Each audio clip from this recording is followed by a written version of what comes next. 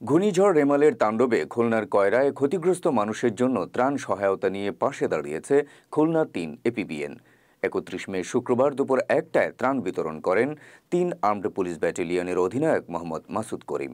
এ সময় মোহাম্মদ মাসুদ করিম তার বক্তব্যে বলেন, প্রাকৃতিক দুর্যোগ ঘূর্ণিঝড় রেমালে খুলনা, কয়রা এবং সাতক্ষীরার বিভিন্ন উপকূলীয় অঞ্চলে ব্যাপক ক্ষয়ক্ষতি হয় এবং এ অঞ্চলের মানুষ পানিবন্দী হয়ে পড়ে।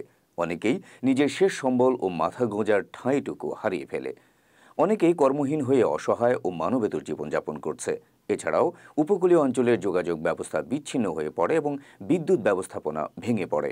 এ সময় উপস্থিত ছিলেন অতিরিক্ত police super Sheikh Mohammad Zainuddin PPM, senior সহকারী পুলিশ সুপার মোহাম্মদ হাসানুর রহমান, সহকারী পুলিশ সুপার আবদুল্লাহ আল সাইদ সহ আরও অনেকে। আপনারা জানেন, সাম্প্রতিক সময়ের ঘূর্ণিঝড় রেমাল বাংলাদেশের দক্ষিণ অঞ্চলের ব্যাপক ক্ষতি করেছে।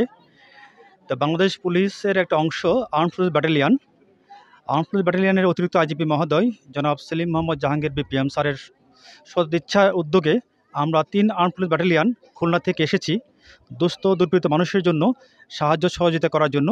এটা আমাদের শুধুমাত্র ব্যক্তিগত তহবিল থেকে আমাদের ভালোবাসার নিজস্ব রূপ আমরা এসেছি।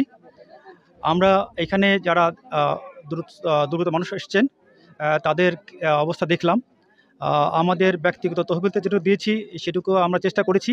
এছাড়াও এই বিষয়গুলো নিয়ে আমরা আরও সহযোগিতা যেন পেতে পারি, সেজন্য বিভিন্ন সংস্থাকে বলবো তারা যেন এগিয়ে আসে এই সাহায্য জন্য।